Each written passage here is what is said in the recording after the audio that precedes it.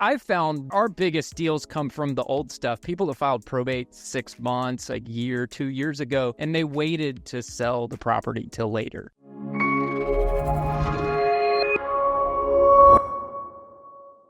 These are the things that I really specialize in, because everybody comes in and tries to be too generic. They're like, I buy every property. Well, no, you don't. Like, what kind of properties are you looking for? What area are you looking for? What's your budget? What's your price range as far as like rehab budget? Do you have the cash to make a deal right away? Or is this the kind of thing where you're going to essentially try and lock in the deal and then go sell it off and want this like 30-day extra time period? Wholesale it. Yeah, right. There's tons of those yahoos. And again, I'm not saying that that's a deal breaker for us, but make sure we know what we're getting into, because that's going to help us go pitch our client. Our clients look to us for advice. And so we're going to have a lot of sway into whether or not your deal gets accepted, and making that so that you guys, as far as investors or wholesalers, are just playing on the same field. You know, as attorneys, we can't ethically take kickback. If you go talk to somebody and they're like, oh, well, my wife's got a real estate license, probably stay away from them. You don't want to be tangled in that kind of thing. So we're not looking for money. We're looking for ease. How do you make it easy on us? How do you make it easy on our clients? How do you make sure that whenever we go to the court and try and get your deal approved, that it's not getting bounced back? So coming with comps that work, making sure that we have an argument we can make to the siblings, making sure that it's going to follow the timeline that it's supposed to follow. Don't be like, hey, I need another 4 weeks to secure financing, stuff like that. And then just do what you say you're going to do. That's probably the biggest thing with that is if you say, send me all these houses that people aren't going to stay in and I'll get you offers back within 48 hours, don't take 5 days, because I've committed to my team that we can tell our clients this, and now all of a sudden I got egg on my face. So really just have that integrity, do what you say you're going to do. But again, since we don't have money, we don't have kickbacks in play here, the biggest thing is making it easy on us and easy on the families. And the way you do that is by making sure that the comps match close enough what you are, that you're outlining the budget for rehab. So like, say that it's a $500,000 house and you're trying to buy it for $180,000. That's not out of the question, but you better be able to show me some pictures where the ceilings got mold or the floor needs ripped up or the deck's falling off the back of the house.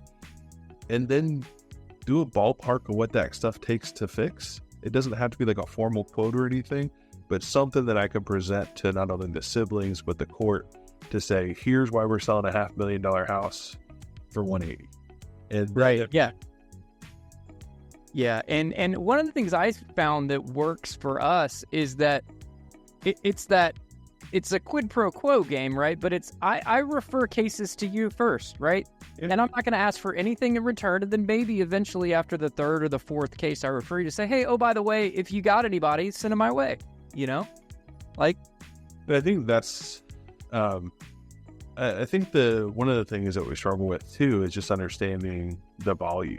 So whenever you go reach out to an attorney, figure out what the volume is. If you're really only looking to do one deal a month and the attorney's doing, 15, 20, don't expect to be exclusive. Like, exactly. And that's part of it too. But really, again, I think the thing that, most attorneys that I know that do probate are definitely open to working with investors, working with wholesalers. A lot of times the families come, and these are homes that have had ill people living in them. They haven't been renoed. They might be stuck in the 80s or 90s as far as the last time things were updated. Lots of popcorn ceilings, some vinyl planks, yep.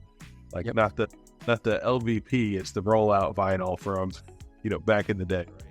Right. Yep. Stuff like that. They can't go sell it on the open market, but just remember too that the real estate agents are getting to these things fast, guys. Everybody knows a realtor. And so sometimes we don't have as much pull there as attorneys as you guys think we do. If the realtor's already involved in it, sometimes that can be problematic too. So just make sure you got open communication, but more than anything, just make sure that if we commit to doing something, if we have an agreement where we're going to work together on time deadlines, that we meet those. Yeah, I mean, just doing what you say you're going to do goes so far. I mean, it sounds so simple, but it goes so far, right? Because you've got your client's best interest in mind, right? Doing this for 10 years, and I'll tell you, referral partners that you stick with aren't just the ones that send you the money. It's the ones that make it easy, make you look good. You know, a little kind of compliment whenever somebody, you know, takes over from you always helps. You know, if you send me something, I'm like, hey, so glad you're working with Brad. I've been, you know, known him for nearly 20 years. Love what he does. Makes everything very systematic and easy to do. He's not out here trying to scalp people. I think this is going to be great. That's a huge thing for me to give to you as far as like the referral too. Those ones that we talked about kind of earlier where it's like, you know, here's 5 probate attorneys, go call them all. That's like the worst referral you can get, right? Like, how would you guys like it on your investor side if I'm like, here's 5 investors, go let them bid against each other and see what happens, right? No, that's the dog and pony show, as we call it. Have them all show up at 2:00 on Friday, all at the same time, walk through together with their clipboards and make a bid. Like, nobody's liking that kind of referral arrangement. Nobody's liking to work like that. And most investors aren't going to show up to the second offer if that's what the first one looked like, right? No. Yeah. It happens to us quite frequently. I mean, because I market to probates, you know, for people to file probates, and we'll get it's usually the newly filed stuff. I've found our biggest deals come from the old stuff. People that filed probate 6 months, a year, 2 years ago, and they waited to sell the property till later. Right.